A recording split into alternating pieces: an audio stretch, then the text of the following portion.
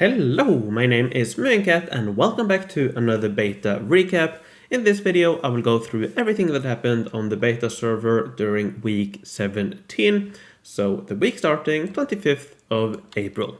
I am a little bit later than usual with this video, but that's because of the archaeology event. I needed to get those videos out first.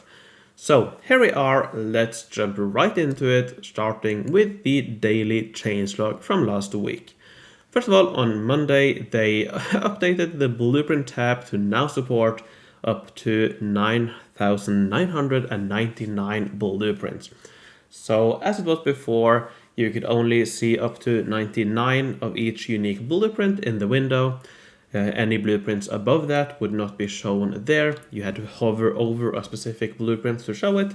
So that has now been increased to 9,999. Perhaps still a little bit short for the the big spenders out there, those who have perhaps gotten a lot of ARC blueprints. But yeah, for most people that should be enough. Don't really think it was necessary, but it's a nice change nonetheless. Rest of it, just some bug fixes. Same on Tuesday and Wednesday, mainly bug fixes. On Thursday, there was a bug fix that those of you who watched my soccer event first impressions video will have noticed. Actually, both of these, first of all, it was not possible to switch the daily special. I was not able to do that, but that was fixed quite quickly, I believe on the same day. And another issue that we saw in my first impressions video was that the order of players in the soccer event tournament was incorrect. So after my first fight, the second one, the order of the players was incorrect. So that has now been changed or fixed last week. So yeah, that should be fixed when it comes to the live servers in a couple of weeks. And then on Friday, we have an interesting change, perhaps one of the bigger changes. What they've done is that they have removed the happiness modifier for battles and replaced it with a flat 1.2 modifier. So in case you didn't know, after you have won a battle, you get some points. And if your people are enthusiastic, that total, the number of points you get will be multiplied by 1.2. So you get some additional points for each fight. Now that has now been removed and replaced with a flat 1.2 modifier. So you now get the same points no matter what. So even if your people are unhappy, you will still get the 1.2 modifier. And the reasoning behind this is that it led to many additional requests, which resulted in a significant load on the server, especially after a new battleground has started, apparently. So this is a way to limit the amount of communication or the number of requests, and I think this is quite a nice way to do it, because this multiplier here, now it doesn't really matter as much as it did before. Most people probably have their people enthusiastic with all of the event buildings we get. And if you don't, you probably don't care either about those points. So I think that's quite a nice change, to be honest. Then they also activated a shader for the Space Age Jupiter Moon colony. Now I would have shown you that, but honestly, I couldn't tell the difference. Perhaps others can, but there is hardly any difference. But if you want to try it, I'm not sure when it comes to live, probably in a week or two, you can turn it on in your settings. So I think it's probably off by default. So there's that. And that's about it for the changelogs. So we have some interesting stuff here, but I think the most interesting stuff are in the spoiler section. So let's jump right to it. And first of all, I want to talk about something that I have mentioned before, or quite a few things that I have mentioned before, that I think perhaps now we get a more clear picture of how things might be connected to each other. So I have mentioned before that we might get a Tavern expansion, and now I'm quite confident that we will indeed probably get a relatively big update or upgrade to the Tavern sometime in the future. Exactly when, we don't know.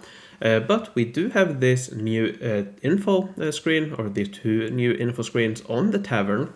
And here you can see that one thing is that the ads will most likely be connected somehow to the Tavern. So you can probably watch them in the tavern or something like that. So ads, that is something that I've also mentioned before. That is something, in case you haven't seen those videos, something that will be added sometime in the future. And they have said that this will be opt-in, this will not be intrusive. You'll have to actively watch the videos yourself. And there's one thing I want to mention here or highlight here. So InnoGames, they also make other games, and one of the games they make is called Rise of Cultures, quite a new game. And in this game, they also introduced this relatively recently.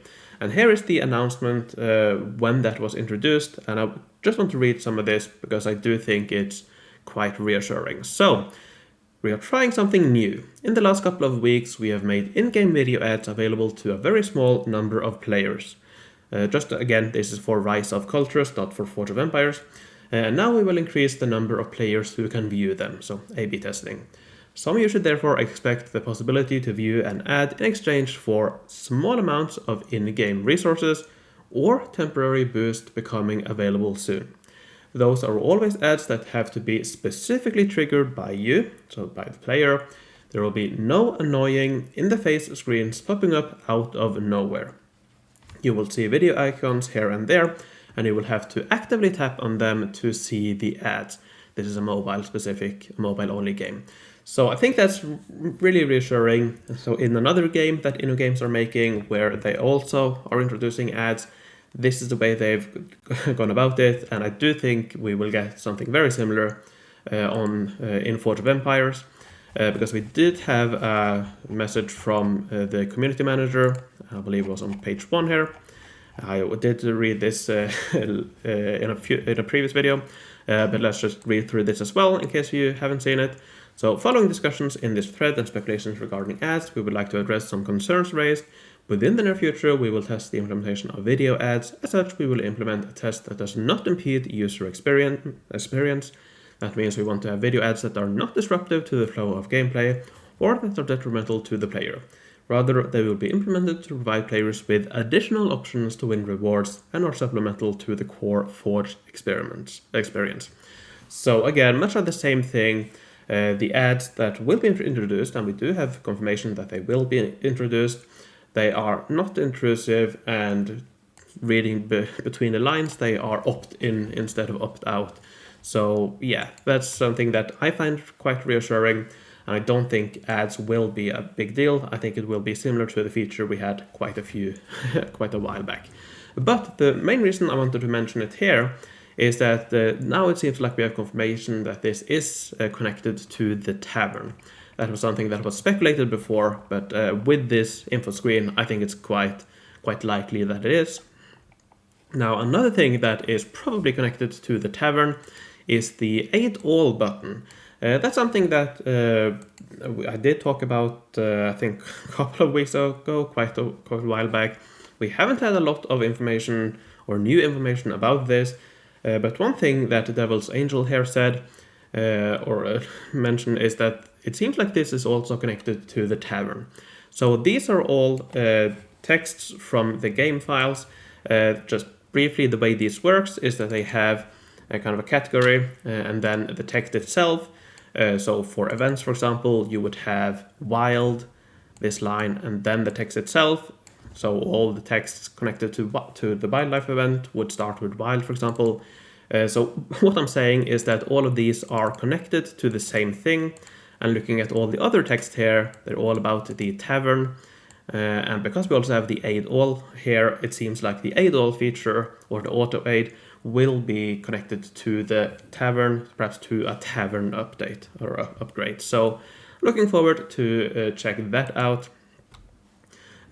Also have an interesting thing here, activate all boosts for a maximum duration of 4 hours. So perhaps you will be able to have multiple boosts active, but for shorter durations or something like that. So that will be interesting to see. Now, another thing that I have mentioned before, or I've talked about this in my last video, my last recap, was these here boosts that some speculated was for new buildings. That might still be the case, but looking at the icons here and the fact that these are already boosts in the Tavern, and looking again at this info screen, these icons here, I think this might actually just be connected to the tavern upgrade. So perhaps with the new upgrade, we will get some more, perhaps some more information in the boost overview, which these are perhaps related to. So I think this might also be connected to a tavern upgrade. So yeah, that's also quite interesting. Now, moving on, we also have another feature that might be connected to the tavern or might not. Something called limited building. Not sure what this is at all, but we do have some icons here. So we have a boost slot, which perhaps will hold a boost of some sort. A buff bar icon, so icon on the right side of the screen where we have all your other icons, which is interesting. And shop inventory badge. So I'm not sure if perhaps this is connected to the antiques dealer, perhaps it's connected to the tavern upgrade. Don't really know, but some quite interesting stuff here. And we also have this tooltip icon, LB active. So something that might be turned on and off, or something that perhaps it's something you buy in the new tavern, perhaps. I don't know. All just speculation, and please let me know what you think this is, because honestly, I don't really have that much of an idea of what all of this means. So yeah, that's really interesting. Really want to learn more about this, so hopefully that will be released soon. But we have some information here, so we'll have to speculate for now. Alright, then finally we have some small updates for the wildlife event, which should come up in a couple of weeks. First of all, we have leagues and event pass. We did mention that last week as well, but yeah, now we have kind of confirmation of the leagues at least. Not sure if that was confirmed last week, but yeah, we have this new background here, familiar for most leagues. Exactly how it will work, don't quite know. If the mechanics are the same, I imagine this will probably be based on how many paws you pick up for the grand prizes. So yeah, probably something like that, I imagine. And then we also have the event pass. Don't really have any information about it, but it will be probably very similar to how it worked in the Forge Bowl event. So for those who don't know, it was a premium feature, so you had to buy it with the diamonds. And after you bought it, you got a second set of rewards. So for each grand prize you got one additional reward. I imagine it'll be the same in the wildlife event, and I could definitely see it becoming a regular thing going forward. It probably was successful during the Forge Bowl event, so who knows. Now, one thing that I also mentioned a little bit last week was these new buildings here. These are of course placeholders for now, but they are called the Pass Bonus 22, that's 2022, and A, that's version 1. So the building is called Pass Bonus, or the building ID code of it is Pass Bonus. So it's similar to here, for example, if you look at this one is Wild Bonus, so Wildlife Event Bonus. So this seems to be connected to perhaps the pass, the event pass. So that might be interesting. So if it is indeed connected to the wildlife or event pass, that would mean that we have some unique buildings for diamond that you can only get with diamonds. I'm not a big fan of that, but we will of course have to see. That might not be correct. They might be connected to something else entirely. But if that is the case, I'm not the biggest fan. But we will have to see, have to wait for the implementation to really see how they work. All right, and then finally we have something that I find really interesting. I'm not quite sure what to make of them. We seem to have two new buildings.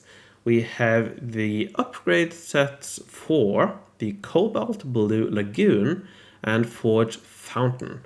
Now, first of all, when I saw these, my first thought was, these don't really look like Forge of Empire buildings.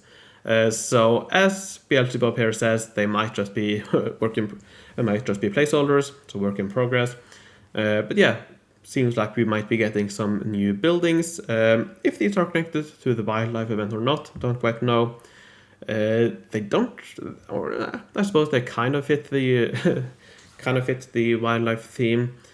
fountains and stuff like that. But to me, they kind of look like special buildings, like the Wishing Well, for example, like the Shrine of Knowledge. So I don't know. Perhaps they will be a wildlife event. Perhaps they will be similar to buildings like the Wishing Well or Shrine of Knowledge instead.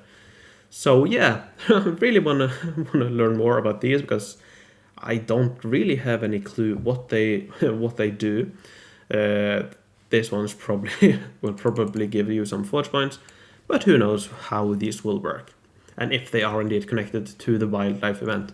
Because you remember we already have one additional building in addition to the main building, so it seems a little bit over the top to have 3, perhaps even 4 different buildings for this event. So if these are something else, perhaps they're connected to the tavern, who knows?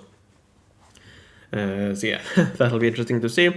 And if you have any idea or any thoughts yourself, if you have any theories, please leave them in the comment. Definitely want to keep on speculating until we know more. Alright, I think I will end the video there. I've gone over what I want to go over. So before I end this video, let me thank my Patreons for their support. I would like to thank Homestar, For Prefect, Lorden, Rock and Robin, Kim Cayley, Joshua Clark, Rolf the 8th, PQ the Goat, Dan Suminad, Merrick B, Arkler, Hugo Khan von Count, Jon Fredriksen, Drew the Dermes, Fulda, Rush, Susan Weiss, Mega Rock, Rocco, Henrik Darigleber, Mattia, Offshoot the Obsessed, Wrath, Kim, XD, Odd Ariel, and Mike. Thank you all very much for your support. Thanks for watching, take care, and I will see you in the future.